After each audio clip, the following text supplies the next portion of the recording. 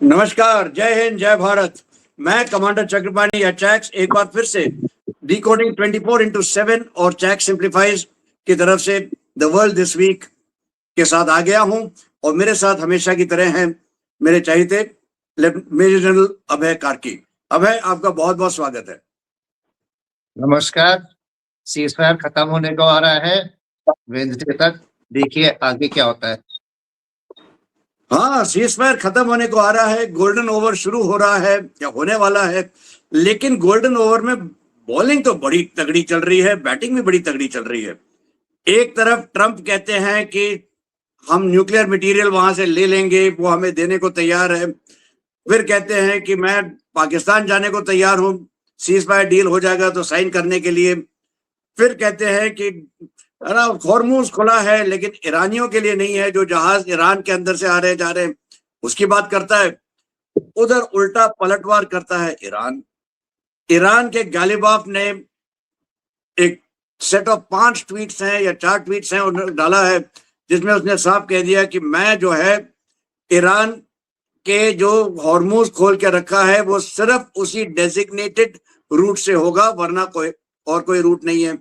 उसने बल्कि एक नक्शा को निकाल दिया है ये कहते हुए कि जो मेन चैनल है वो प्रोहिबिटेड जोन है या फॉरबिडेड जोन है या डेंजरस जोन है। फिर कहता है कि हम अपना न्यूक्लियर कभी नहीं देंगे, हमारे देश के बाहर नहीं जाने देंगे। फिर कहता है कि IRGC कंट्रोल में है और पाकिस्तान को थैंक यू कहता है। क्या हो रहा है ये सब? इधर ऐसा लगता है हम हिंदुस्तान में कहते थे कोर्ट के लिए तारीख पे तारीख, तारीख पे तारीख, यहाँ पे तो डेडलाइन पे डेडलाइन, धमकी पे धमकी चल रहा है। अब कैसे देखते हैं आप ये सब? देखिए, जैसे पिछली बार भी हमने डिस्कस किया था, ये दोनों की तरफ से पोजीशनिंग हो रही है और अभी भी दोनों के दोनों जो है वो मैक्सिमलिस्ट पोजीशन को अख्तियार कर रहे हैं। चाहे अभी असीम मुनीर जो यूएस के पॉइंट्स लेके गए थे ईरान में, वो ईरान वालों ने बोला है कि हम उसको अभी पढ़ रहे हैं और बातचीत करेंगे। उधर ट्रंप ने भी बोला है कि good talks are going to go ahead.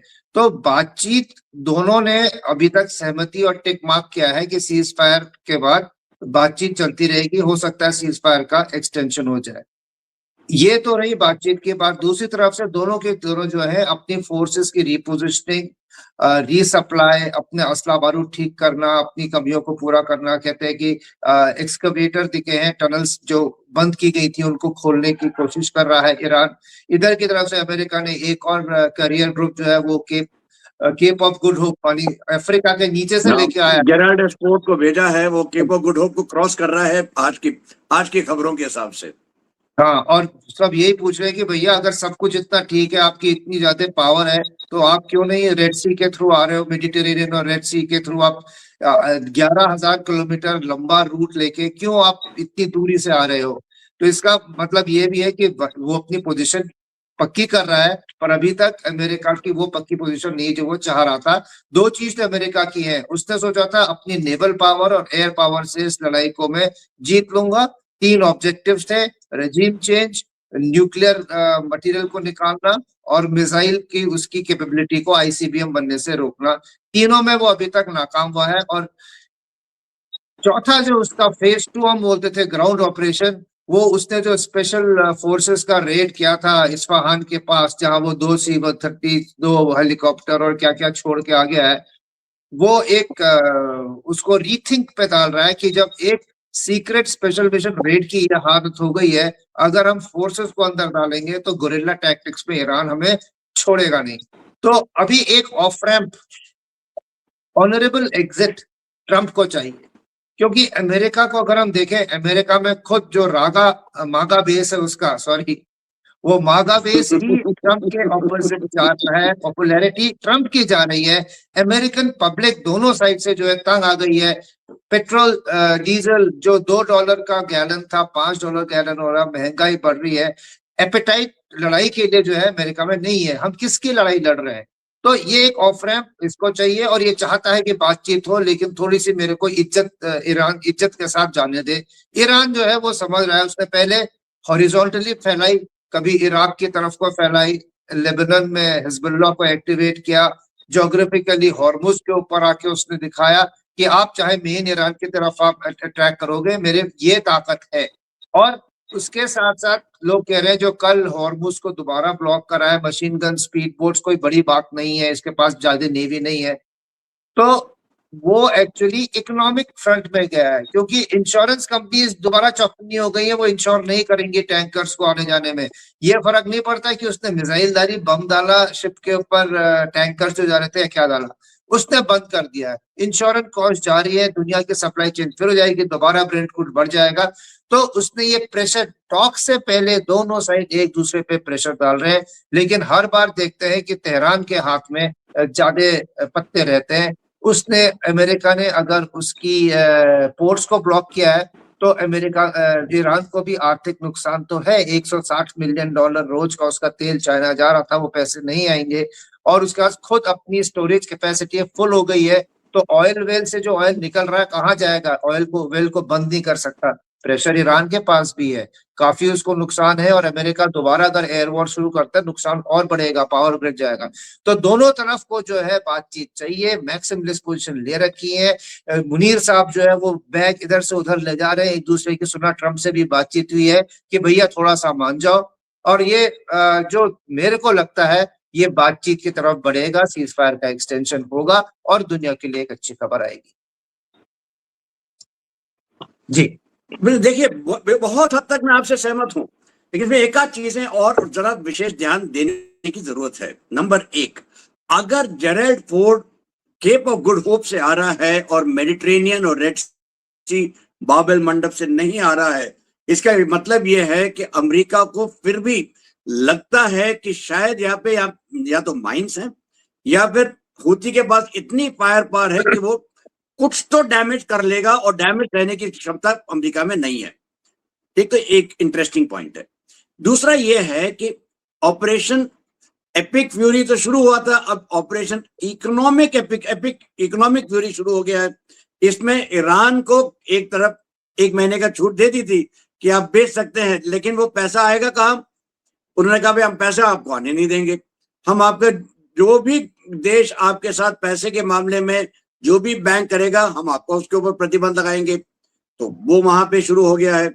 आपने बिल्कुल सही कहा है, जो आंकड़े हैं वो तकरीबन 240 million dollars per day Iran खोता है बिकॉज ऑफ ट्रेड। कुछ ट्रेड 160 मिलियन का बाहर जाता है, बाकी उसके पास अंदर आता है, ये भी वो नहीं कर पा रहा है। मतलब मोटा मोटी 15 से 18 बिलियन डॉलर्स हर महीने का उसका लॉस है। तीसरी समस्या उसकी ये है कि उसका फूड बाहर से आता है। करेक्ट, उसी की बात कर रहा हूं कि बाहर से जो खाना आ रहा है, उसके लिए जो बाकी चीजें आती हैं, मेडिसिन है, हिंदुस्तान ना मेडिसिन भेज रहा है, तो उसने ये बंद हो गया है। तीसरी बात, ऑयल, तेल, उसका जो सबसे बड़ा एक्सपोर्ट है, उसकी जो क्षमता है, स्टोरेज कैपेसिटी, वो तकरीबन 75% भर गई है अब। मतलब उसके पास अब मुश्किल से 8-10 दिन का तेल वो एक्सट्रैक्ट कर सकता है ऑयल वेल से। उसके बाद तेल ही नहीं है रखने की जगह, तो कंपल्सरली उसको ऑयल वेल्स को कैप करना पड़ेगा। अगर उसने ऑयल वेल कैप कर दी तो उसको 3 से 6 महीने लगेंगे उनको रीस्टार्ट करने में। तो उसको ये समस्या मिली रही है। इसके साथ साथ जो उसका ऑयल स्टोरेज था, उसके ऊपर इजराइल ने अटैक कर ही दिया है, वहां पे कमी आई गई है। चौथी समस्या उसके सामने यह है कि जो खाड़ी के देश हैं, अब वो बिल्कुल साफ समझ गए हैं कि ईरान के ऊपर विश्वास नहीं किया जा सकता। एक न्यूक्लियर ईरान उनके लिए जीने मरने के बराबर की समस्या खड़ी करेगा। और वो खुद कह रहे हैं अमेरिका को, जो आपने शुरू किया है, अब कृपा करें इसे खत्म करके जाए, बीच में ना छोड़े। उसने कह रखा है कि जब तक हिजबुल्लाह के साथ आप संधि नहीं करोगे, हिजबुल्लाह के साथ सीज फायर नहीं करोगे, मैं हॉर्मुज नहीं खोलूंगा। वेल, हिजबुल्लाह के साथ नहीं हुआ है, लेबनान के साथ हुआ है। लेकिन लेबनान ने उसके साथ साथ कह दिया कि मैं IRGC को लेबनान के अंदर नहीं रहने दूंगा, आप कृपा करके बाहर जाएं। हिजबुल्लाह के खिलाफ हो गया है लेबनान के लोग खिलाफ हो गए। तो भले ही ईरान को लगता है कि हिजबुल्लाह के साथ कुछ हो रहा है, कुछ बॉम्बिंग कम होगी, ईरान ने साफ कह दिया कि इजराइल ने साफ कह दिया कि लिटानी नदी के साउथ में, मतलब उसके दक्षिण की तरफ आप ना आएंगे तो हमारा युद्ध फिर शुरू हो जाएगा। मतलब इजराइल ने तो कहीं छोड़ा नहीं है। मतलब यह है कि हर तरीके से ईरान घिरा हुआ है। आपने बड़ी दिलचस्प बात की, पाकिस्तान। आसिफ मुनीर बैठा हुआ है पिछले कई दिनों से ईरान के अंदर। वहां पे शहबाज शरीफ गए हैं सऊदी अरेबिया से कतर, कतर से पहुंच गए टर्की। सऊदी अरेबिया ने $8 बिलियन का उसको लोन दिया है। $5 बिलियन में जो है रोल ओवर है, और $3 बिलियन का लोन एक्स्ट्रा दिया है। उधर कतर कह रहा है कि मैं 5 बिलियन देने को तैयार हूं। टर्की से कुछ आया नहीं है। तो शहबाज शरीफ एक तरफ से कह सकता है कि साहब देखिए, हमने तो पैसे ले आए हैं, हमारे पास पैसे मिल रहे हैं हमको, हम यूएई का लोन वापस कर देंगे। उधर गया है मुनीर ईरान में। अब मुनीर की जो दिमाग है वो एक तरीके से बड़ा विकट चलता है। क्या आपको ये लगता है कि मुनीर ईरान में बैठ के एक तरीके का समझौता, एक तरह का षड्यंत्र रच रहा है कि वो ईरान को बोले कि यार एक काम करो, ये 440 किलो जो है वो दे दो अमेरिका को, उसकी भरपाई मैं कर देता हूं चीन के जरिए, क्योंकि चीन को भी इंटरेस्ट है, चीन के पास भी यूरेनियम नहीं है, तो मैं आपको चीन के जरिए भरपाई कर देता हूं। आपका जो समस्या बलूचिस्तान के साथ है वो हम लोग मान लेते हैं, हम बलूच के ऊपर कंट्रोल कर लेंगे। अफगानिस्तान को आप जरा दबा लो, तेल आने लगेगा, जरा वो ब्लैक मार्केट का तेल जरा खोल दीजिए हमारे पास, ताकि हमारी तेल की समस्या खत्म हो जाए, और मैं अमेरिका के पास जाके कह सकूं कि देखिए मैंने आपको पीस डील दे दी है, अब ट्रंप जी आप आए पाकिस्तान में साइन करने के लिए। क्या लगता है ये संभावना है? जी, पाकिस्तान की और खासकर मुनीर की पोजीशन एक ऐसी है कि वो ज्यादा शर्तें रख नहीं सकता है। शातिर दिमाग का आदमी तो वो है ही, और फिलहाल ईरान को अच्छी तरह से पता है कि ये अमेरिका में ट्रंप अमेरिका का दूत नहीं है, ट्रंप का दूत है। जैसे कि विटकॉफ और कुशनर उसके हर जगह पहुंच जाते हैं, क्योंकि ट्रंप जो है वो इंस्टीट्यूशन डिप्लोमेसी या आपकी फॉरेन अफेयर्स के जो ब्यूरोक्रेट्स हैं उन पर डिपेंड नहीं करता है। वो सिर्फ अपनी फैमिली या अपने बिजनेस के जिसके डील है उनके साथ ही वो दूसरों से बात करता है। तो कृष्णर और विटकॉफ तो हो ही है, यहाँ पे उसने मुनीर और शरीफ को अपने उस वाली कैटेगरी में डाल दिया है कि ये मेरे दूत हैं या पिट्ठू हैं, जो मैं बोलूंगा वो करूंगा। और ये ईरान को पता है कि ज्यादा इनसे बात करके सिर्फ इतना ही है कि ये वहां तक मैसेज पहुंचा सकते हैं, इनसे उम्मीद नहीं करनी, क्योंकि दूसरे हाथ से ये सऊदी अरेबिया में तो इन्होंने हवाई जहाज और फौज भेज दी है, जो कि हमारा कट्टर दुश्मन और प्रतिद्वंदी है इस इलाके में। और दूसरा, अगर ईरान सुन रहा है तो वो चीन की वजह से सुन रहा है, क्योंकि चीन का बहुत ज्यादा सपोर्ट ईरान को मिला है। तेल उसका लगातार लेता है सैंक्शंस के खिलाफ, अमेरिका ने सैंक्शन लगाए, चीन ने लिए, और बाकी अभी जो जैसे सिंदूर में मैंने बताया था, जैसे पाकिस्तान को मदद मिली थी, वैसे ही ईरान को मदद मिल रही है। तो चीन इन दोनों के बीच का एक कॉमन फैक्टर है, और ये चीनी जो इन्फ्लुएंस है उसकी वजह से ये बातचीत हो रही है, और ये बातचीत फॉल्ट करेगी। भाई अभी चीन ने ऑफर किया है कि वो यूरेनियम मेरे को दे दो। पहले रशिया ने बोला था यूरेनियम मेरे को दे दो, का नहीं होता। अभी चीन ने बोला मेरे को दे दो, और चीन ने ये भी बोला ये ब्लॉकेड ठीक नहीं है, ये जो अमेरिका ने किया है अभी काउंटर ब्लॉकेड जो दोबारा ईरान ने किया है कल, वो अलग कहानी है। तो ये जो किस्सा है इसमें पाकिस्तान ने अपनी पोजीशन अमेरिका ने इस्तेमाल की है। उसने अपनी इस सेवा के लिए जो सर्विस दी है उसके लिए पैसे मांगे हैं। सऊदी अरेबिया को उसने फौज भेज के पैसे ले लिए, अमेरिका को उसका रनर बॉय का काम करके कर लिया है, कतर से भी ऐसे करके, और तुर्की से तो उसके रिश्ते हैं ही हैं। तो आज की तारीख में अपने जो उसके पाकिस्तान के अंदर जो गदर हो रहा है, जो उसकी एक बैलेंस करना है उसको, कि शिया को अभी आसिफ मुनीर ने 15 दिन पहले शिया के जो क्लर्जी थे उनको गाली दी थी कि ज्यादा तुम्हें शौक है तो जाओ ईरान चले जाओ, ईरान चले जाओ। और आज ईरान में जाके भाई भाई बन रहा है, और 20% पाकिस्तान की शिया पॉपुलेशन है, जो शिया नहीं भी है, क्योंकि अमेरिका जो पाकिस्तान की जनता दुश्मन मानती है वो ईरान को एक मुस्लिम देश को मान रहा है। बहुत सिंपैथी ईरान के साथ पाकिस्तान में है, तो शायद मुनीर जो उसने चोट मारी थी ईरान को और शिया लोगों को, उनको गाली देके 15 दिन पहले, उसमें मरहम में अपनी रिपेयरिंग की वो कोशिश कर रहा है। साथ ही साथ मौका लगे उसने शरीफ को कटोरा लेके भेज दिया कि जब मैं यहाँ पे बात कर रहा हूँ अच्छे चल रहे हैं, आप पैसे इकट्ठा करके आ जाओ। IMF से भी उनको थोड़ा बहुत कंसेशन 1.2 बिलियन का मिल गया है। 1.2 और बिलियन वो, का मिल रहा है। पर आप ये समझिए ये पाकिस्तान ऐसा नहीं है कि मतलब ये पैसा आके वो बहुत हो जाएगा। उसको तो अपनी जो उधार पहले का लिया है उसी का पूरा करना है, और देश टूटने से बचने के लिए, जैसे आईसीयू में एक ऑक्सीजन का सिलेंडर खत्म हो गया, दूसरा लगा दिया, तो वो पेशेंट उठ के कोई गामा पहलवान नहीं बनता, वो रहेगा आईसीयू में ही।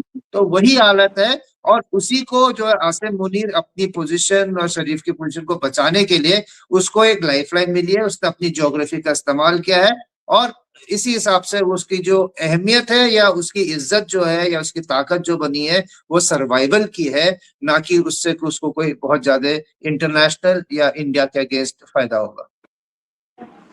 जी बिल्कुल, आज जिस तरह से आपने मुनीर की तरह हालत बताई है, इससे तो मुझे याद आता है वो पुराना अजीत का डायलॉग होता था, मैं तुमको लिक्विड ऑक्सीजन में डाल के मारूंगा, लिक्विड तुम्हें जीने नहीं देगा, ऑक्सीजन तुम्हें मरने नहीं देगा। ये हो रखा है मुनीर की हालत। लेकिन इस सब में देखिए, जहां तक पाकिस्तान का सवाल है, पाकिस्तान की हालत तो बहुत खस्ता है। चाहे वो इन्फ्लेशन है 45% प्लस, उसका अनएम्प्लॉयमेंट और भी ज्यादा है, पानी है नहीं, फर्टिलाइजर है नहीं, बिजली, अभी शहबाज शरीफ ने ऑस्टेरिटी मेजर्स अनाउंस किए थे जिसमें उसने कहा कि 12 घंटे की लोड शेडिंग होगी, पावर कट होंगे। वो कुछ लोग कहते हैं उसको एक्सटेंड करके 14 घंटे कर दिया है। जो उनके सरकारी मुलाजिम है उनके ऊपर 50% पेट्रोल कट कर दिया है, 4 डेज वर्क फ्रॉम होम कर दिया है। तो हालत तो खस्ता है। लेकिन अगर एक चीज पूरे पाकिस्तान को जोड़ देती है वो है एंटी इंडिया रेटोरिक। अगर ट्रंप किसी भी वजह से, किसी भी बहाने पाकिस्तान आ जाते हैं तो वो आसिम मुनीर और शहबाज शरीफ तो यही बोलेंगे कि हम देखो जीत गए, हमने पाकिस्तान हिंदुस्तान को हरा दिया है। क्या ये नहीं लगता इससे पाकिस्तान को शय मिलेगी कि हिंदुस्तान के अंदर कुछ ना कुछ बड़ा करे, चाहे भले ही अपने प्रॉक्सीज के साथ करे? जी, पाकिस्तान का वो तबका जिसमें कि इस्टेब्लिशमेंट यानी आर्मी में शामिल है, उसका सर्वाइवल ही जैसा आपने बताया एंटी इंडिया रिटोरिक में। और जितना जब भी पाकिस्तान को इंटरनल टूटने का या अनरेस्ट होने का आशंका होता है, वो हमेशा कश्मीर या इंडिया का नाम लेके जो है वो अपनी जनता को जोड़ता है। तो ऐसे मौके में आज की तारीख में भी इंटेलिजेंस इनपुट्स और जो आजकल कुछ एक चीजें बाहर आ रही हैं, पाकिस्तान ने अपना इंडिया के अगेंस्ट अपना जो एक्शंस थे या जो ये अनरेस्ट कराने की, आतंकवादी की जो सपोर्ट है, वो कम नहीं किया बल्कि इस बीच में लगता है बढ़ाया है। और इसके लिए हमें सतर्क होना पड़ेगा। कई इंस्टेंसेस अभी सामने आने लगे हैं जो कि हम बात कर रहे थे, उसके होते हुए इंडिया को सतर्क रहना पड़ेगा। चाहे वो बांग्लादेश के थ्रू नॉर्थ ईस्ट हो, चाहे वो नेपाल के थ्रू अपना यूपी और बिहार की तरफ को हो, या फिर इंटरनेट और साइबर के थ्रू जो ये प्रचार है, यहाँ तक कि उन्होंने तो टीसीएस और कॉर्पोरेट को भी नहीं छोड़ा है। तो ये सब कुछ जो है वो धीरे धीरे कई चीजें सामने आ रही हैं, और मौका लगेगा तो वो कुछ बड़ा करना चाहेंगे। दिल्ली में हमने उनके बहुत देरी सालों की प्लानिंग को रोक दिया था सिर्फ एक ही ब्लास्ट पे। वैसा जरूरी है कि उन्होंने कुछ और चीजें भी प्लान कर रखी होंगी, लेकिन ये भी आप मान के चलिए कि इंडियन इंटेलिजेंस का जो पेनिट्रेशन है इनके नेटवर्क्स में वो काफी है, और ये उस हद तक आने से पहले जो है एक्शन हो जाएगा। हमें इस पे गौर रखना चाहिए, सतर्क रहना चाहिए, लेकिन घबराने की बात नहीं है। बिल्कुल सही। लेकिन एक कदम पीछे लेते हैं, वापस ईरान पे चलते हैं, क्योंकि एक बड़ी खबर है। वो खबर ये है कि हिंदुस्तान के 2 मालवा टैंकर्स के ऊपर ईरानी गनबोट्स ने फायरिंग की थी। इट बेसिकली मिसाइल नहीं थे, ड्रोन नहीं थे, बिना राइफल फायरिंग की थी या इक्वलेंट फायरिंग की थी। 0.50 देखिए, हाँ बिल्कुल, वो आप देखिए, हिंदुस्तान से ईरान लेता है दवाइयां, हिंदुस्तान से ईरान लेता है खाना, हिंदुस्तान से ईरान लेता है पॉलिटिकल सपोर्ट। हमने कभी तक ईरान को ब्लेम नहीं किया है, बल्कि ईरान को हमने कम से कम 3 जगह एक ग्लोबल प्लेटफॉर्म दिया है कि आप अपना दृष्टिकोण रख सकते हैं। इस सब के बावजूद जो ईरान है, उसने 2 टैंकर्स को जाने की अनुमति भी दी थी, उसके बाद भी उसने अटैक किया है। तो क्या आप ये देखते हैं कि एक तरीके से ईरान जो है हमारे पीठ में ही छुरी भोंक रहा है? अगर हाँ, तो इसका प्रतिक्रिया हिंदुस्तान को क्या करना चाहिए? क्या सिर्फ जैसे अभी तक हिंदुस्तान ने किया है, उसके एम्बेसडर को बुला के उसे नोट वर्बल और वगैरह वगैरह दे दिया है, वहां तक सीमित करें या कुछ और भी करना चाहिए? मैं इसको कैसे देखता हूँ, जो अमेरिका ने अभी ईरान में टॉप लीडरशिप, मिडिल लीडरशिप सबको खत्म करके, और ईरान के अंदर भी खुद उनके जो 31 प्रोविंस थे और जो आर्मी, नेवी, एयरफोर्स की छोटी यूनिट थी, वो इंडिपेंडेंटली एक सेंट्रल डायरेक्टिव पे काम करते हैं, तकरीबन एक कंसेप्ट पे काम करते हैं, जिसे हम बोलते हैं। प्रिसाइज डायरेक्शंस नहीं मिल रहे हैं, और IRGC एक मिलिट्री जो है उसने काफी हद तक कंट्रोल कर रही है देश की राजनीति और इस लड़ाई का प्रोग्रेस। मिलिट्री हमेशा हॉट हेडेड होती है, और जितना जूनियर कमांडर होता है वो उतना ज्यादा हॉट हेडेड होता है, यानी उसका गर्म जोशी और गर्म दिमाग होता है। स्टेटमैनशिप और डिप्लोमेसी और पॉलिटिकल लीडरशिप, इसके 3 लेयर तो अमेरिका ने खत्म कर दिए हैं। तो अभी हमें ये लग रहा है कि जो फॉरेन मिनिस्टर बोल रहे हैं या स्पीकर बोल रहे हैं, जो बोल रहे हैं, पॉलिटिकल लीडर अयोतुल्ला तो आ नहीं रहे हैं सामने, उसका एक तो डिसेमिनेशन, उसका नीचे पहुंचने में टाइम लग रहा है, और दूसरा हो सकता है कि कई 31 में से 15-20 ऐसे कट्टरवादी भी होंगे जो कहते हैं हम तुम्हारी नहीं सुनते हैं, मिलिट्री रूल है, जैसे पाकिस्तान में होता है, शरीफ जो है वो मुनीर का दरवाजा खोलने को तैयार रहता है। तो ये एक रिफ्ट है, जो स्मूथ पैसेज ऑफ ऑर्डर्स और ओबीडियंस ऑफ पॉलिटिकल लीडरशिप है, शायद वो थोड़ा बहुत कहीं मिसिंग है पोर्शंस में। और वही आपको देखने को मिला कि जब ईरान ने बोल दिया था कि जाएगा, उसके बाद उसने बोला ठीक है हम रोकेंगे, लेकिन जिन शिप्स को उसने परमिशन दी थी उसको निकल लेना। इंडिया के 2 शिप ही नहीं थे, 14-15 शिप्स का एक बेड़ा था, जिसको कि वापस उन्होंने किया है। आगे इंडिया के शिप्स थे, उस पर उन्होंने मारा, लेकिन मिसाइल नहीं मारी है, सिर्फ मशीन गन से मारा। मशीन गन से एक शिप को कुछ नहीं होता है, उसके स्टील को वो पार नहीं करेगा। ये होते हुए इंडिया का भी देखिए आप रिएक्शन क्या, उन्होंने एम्बेसडर को नहीं बुलाया ईरान के, एक उनके ऑफिसर को बुलाया, उसको एक चिट्ठी पकड़ा दी, क्योंकि पता है कि अंदर स्थिति इतनी ठीक नहीं है। इक्के दुक्के ऐसे भड़के हुए उग्र जो है वो वोट का कमांडर या कुछ होगा, वो अपने आप लेके ऐसा कर दिया है। ये नहीं लगता है मेरे को कि ईरान ने इंडिया के शिप्स को डेलिबरेटली हाई सी पे शूट किया है इंडिया को कोई मैसेज देने के लिए। ये एक ऊप्स मोमेंट है, सॉरी वो वाला मोमेंट है। इंडिया ने बुलाया, हो सकता है बुलाओ कि हम समझते हैं क्या है, लेकिन इसमें आगे ध्यान रखिए, क्योंकि दोनों को लंबी दौड़ का सोचना है, इस लड़ाई के बाद का सोचना है, चबहार का सोचना है, हमने अफगानिस्तान के लिए रास्ता सोचना है, international north south transit corridor की हमने सोचनी है, कैस्पियन सी से हमें बहुत काम आता है ऊपर आर्मेनिया जाने के लिए। तो ये एक लंबी दौड़ है। अभी तक एम्बेसी ने भी और फॉरेन मिनिस्टर ऑफ ईरान ने भी अच्छी बातें की हैं, हमने भी अच्छी बातें की हैं। ये एक इंसिडेंट जो है इसको वन ऑफ हमें लेना चाहिए, ज्यादा इसमें पढ़ना नहीं चाहिए। बिल्कुल सही। तो चलिए आगे अब जरा नजर दौड़ाते हैं हमारे नेबरहुड के ऊपर। और हमारे नेबरहुड में देखिए, हिंदुस्तान ने कल ही अनाउंस किया था कि हम नेपाल हो, भूटान हो, बांग्लादेश है, श्रीलंका है, मालदीव्स है, हम इनके हित के ऊपर नजर रखे हुए हैं। हम इनको जो आवश्यक सामग्री है, खास करके तेल और गैस, वो हम पूरी तरह से उनकी भरपूरी कर रहे हैं। इससे एक तरीके से आप देखिए, चीन का जो होल्ड था, दबदबा था कुछ जगहों में, वो थोड़ा सा कम होता दिख रहा है, वो खुलता दिख रहा है। दूसरी तरफ बांग्लादेश, खास करके जो कट्टरवादी वहां पे हावी हो रहे थे, उनको भी एहसास हो रहा है कि बिना भारत के वो आगे नहीं बढ़ सकते। उधर श्रीलंका ने तो अपने आप कह ही दिया है, मानते हैं, और मालदीव्स ने भी मान लिया है। तो आप इसको संक्षिप्त में 1 मिनट से ज्यादा में नहीं, क्या देख रहे हैं इस सब में? ये इंडिया की दूरदर्शिता और डिप्लोमेसी का एक बहुत अच्छा रिजल्ट आप देखेंगे कि निकल के आ रहा है। नई सरकारें आई हैं बांग्लादेश और नेपाल में, और दोनों ने इंडिया की तरफ एक बड़ा प्रैग्मेटिक और प्रैक्टिकल व्यू दिया है। हम भी समझते हैं कि उनको चाइना और इंडिया को बैलेंस करना है, वो करेंगे, लेकिन एंटी इंडिया एक्टिविटीज पर रोक दोनों ने लगाने की बात की है, और इंडिया के साथ ट्रेड को नॉर्मलाइजेशन करना है। बाकी तो फिर डिटेल्ड है। यूनिस के टाइम पे तो टोटली एंटी इंडिया, और होली के टाइम पे भी एंटी इंडिया रिटोरिक था, वो खत्म हो गया है। और बाकी श्रीलंका वगैरह तो पहले से ही हमने जो है उसको बैलेंस आउट किया है। इन सब जगह पे आप चीन का इन्फ्लुएंस नकार नहीं सकते हैं, लेकिन इंडिया का इन्फ्लुएंस कितना हावी है वो हमें देखना है।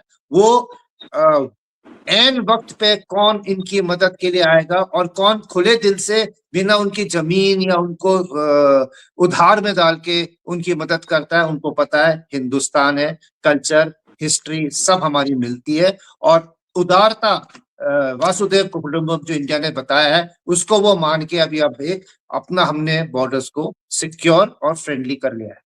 जी बिल्कुल सही, बॉर्डर्स को हमने सिक्योर कर लिया, हमने एक्सटर्नल फ्रंट देख लिए, इंटरनल फ्रंट जिसको फेमसली हम हाफ फ्रंट कहते हैं। इस हाफ फ्रंट में देखिए पिछले कुछ दिनों में बड़ी हलचल हुई है। एक तरफ है ना, एक तरीके से एक्सप्लोजन हुआ है इंसिडेंट्स का, चाहे वो टीसीएस का हो, और वो टीसीएस में धर्मांतरण है, बाकी ना चीजों के बारे में बात हो रही है, लेकिन ये सिर्फ टीसीएस तक ही नहीं है, बढ़ के टीआईएसएस में पहुंच गया, टेक महिंद्रा पहुंच गया, विप्रो पहुंच गया, लेंसकार्ट पहुंच गया, और भी ज्यादा बढ़ता दिखाई दे रहा है एक तरफ।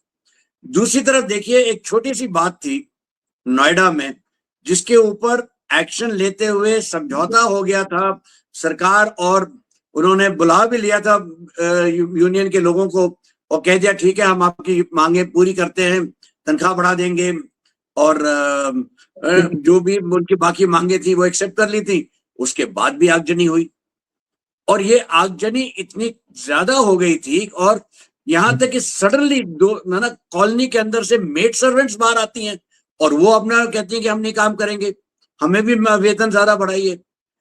यहाँ देखिए डीलिमिटेशन के नाम पे क्या बवाल खड़ा हुआ, डिस्पाइट द फैक्ट कि गवर्नमेंट ने अपनी तरफ से अपने पॉइंट्स रखे, क्या सही क्या गलत उसकी तरफ मैं नहीं जा रहा हूं, लेकिन बवाल तो डेफिनेटली हुआ है, ठीक है ना। और इलेक्शंस आ रहे हैं, इलेक्शंस में चाहे वो बांग्लादेश, चाहे वो वेस्ट बंगाल में हो, चाहे तमिलनाडु में हो, काफी हद तक तनातनी है स्टेट और सेंटर के बीच में। जिस तरह की बातें सुनने को आ रही हैं ये ना अपने आप में विचलित करती हैं। दूसरी तरफ आप देखिए एक्शन जो हो रहा है वो भी भयंकर हो रहा है। एक श्रीमान जी थे बेवकूफ आदमी, अबू हमजा हुरैरा, 16 साल से गायब थे, इन्होंने 4-5 नेटवर्क्स अपने सेटअप किए थे, ये पकड़े गए, ये नेटवर्क्स निकाल दिए गए। ग्रैंड टर्न ट्रंक रोड के आसपास जो पुराना मेन आर्टरी है पाकिस्तान और हिंदुस्तान के बीच में, इस पे कब्जाने की बहुत कोशिश करती थी आईएसआई। यहाँ पे चाहे वो बरेली है, फरीदाबाद है, चाहे वो लखनऊ है, चाहे प्रयागराज है, इस सब में कुछ महीने पहले पिछले साल हमने देखा था रेल की पटरी के ऊपर पत्थर आ जाते थे, गैस सिलेंडर आ जाता था। अब वहां पे एक और नेटवर्क पकड़ा गया है, जिसके 4 लोगों को पहले पकड़ा, उसको बढ़ा के 12-18 हो गए, ये भी हो रहा है, ठीक है। सीसीटीवी गैंग, आपको पता ही, आपने बताया भी था कि आर्मी कैंटोनमेंट्स के बाहर सीसीटीवी लगाया, चाइनीज ऐप्स के साथ, चाइनीज क्लाउड के साथ वो कर रहे हैं। क्या ये दर्शाता है कि ये हाफ फ्रंट जो आपने कहा भी था पिछले तो ना 5 मिनट पहले, कि चाइना और पाकिस्तान मिलके हमें किसी ना किसी तरीके से क्षति पहुंचाएगा। आप क्या देखते हैं और क्या रोल आप देखते हैं प्रहार जो इंडिया की एंटी टेररिज्म पॉलिसी है, इसके ऊपर कुछ नजर डालेंगे? देखिए, प्रहार जो है वो एक प्रोएक्टिव और कोऑर्डिनेटेड पॉलिसी का वो फ्रेमवर्क है, और सरकार की नीयत दिखाता है कि वो इस चीज को कितना तवज्जो और महत्व देती है।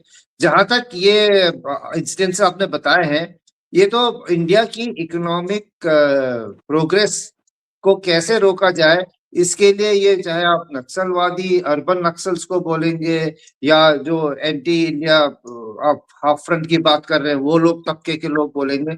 ये तो हमेशा का काम रेगुलरली चलेगा जब तक ये मानसिकता रहेगी। और दूसरा, जो लोग हिंदुस्तान को अपना देश नहीं मानते हैं या फिर जो दूसरों के बहकावे में आके रिवॉल्यूशन और ये मार्क्सिज्म वाली अभी जो ये काफी जेएनयू वाला जो कल्चर चलता है, वो लोगों के दिमाग में है। और ये ऑर्गेनाइज था, नोएडा का वायलेंस ऑर्गेनाइज था, वो तो भी आ रहे हैं, तार निकल रहे हैं। और इसमें किसको फायदा होता है? अमेरिका से लेके चाइना सबको फायदा है कि इंडिया इस तरह प्रोग्रेस ना करे कि वो चाइना और अमेरिका की जो बाइपोलर सुपीरियरिटी है उसको वो तीसरा पिलर खड़ा हो जाए। और चाइना इस रीजन में तो अपने को पूरा रूल मानता ही है। तो ये होते रहेंगे, हमें प्रोएक्टिव रहना है।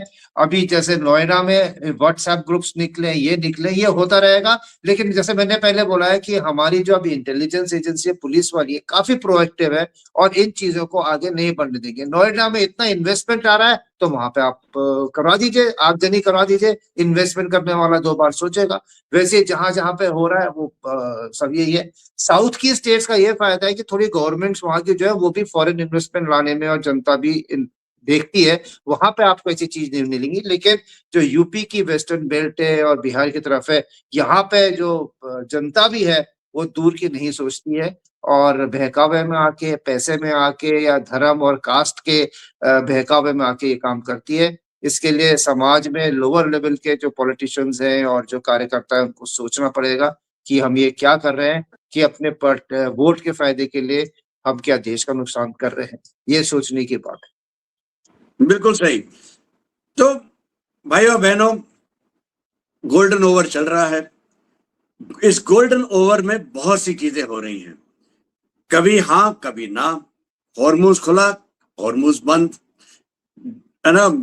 न्यूक्लियर मटेरियल ईरान दे रहा है, अब नहीं दे रहा है। हकीकत क्या है, अगले शायद 72 घंटे में हमें मालूम पड़ जाएगा कि ये सीज फायर एक्सटेंड होगा या नहीं होगा। ट्रंप पाकिस्तान जाएंगे या नहीं जाएंगे, ये हाँ और ना चलता रहेगा। और जैसे जनरल कार्की ने कहा, मैं उनसे 100% सहमत हूं कि ये पोस्चरिंग है, मैक्सिमलिस्ट पोजीशंस हैं, लेकिन एक्चुअली समझौता तो कहीं और होगा, किसी और बिंदुओं पे होगा। कहीं ना कहीं कोई, हर एक आदमी कुछ ना कुछ तो देगा। इस सब के बीच में हमको क्या करना है? हमको ये मान के चलना है कि हर भारतीय, हर नागरिक एक सिपाही है, वो भी फ्रंट लाइन का सिपाही है। जो भी एंटी सोशल एलिमेंट्स हैं, जो देश विरोधी तत्व है, इनके खिलाफ हम सबको अपने आप में मोर्चा खड़ा करना है, अपना मोर्चा खुद उठाना है। सरकार की तरफ नहीं ध्यान देना है ज्यादा। सरकार अपना काम करेगी, हम अपना करें। तो भाइयों बहनों, ये थी खबरें इस हफ्ते की। इंतजार कीजिए अगले हफ्ते तक। तब तक अभय, आपका और सबका बहुत बहुत धन्यवाद। जय हिंद, जय भारत, नमस्कार।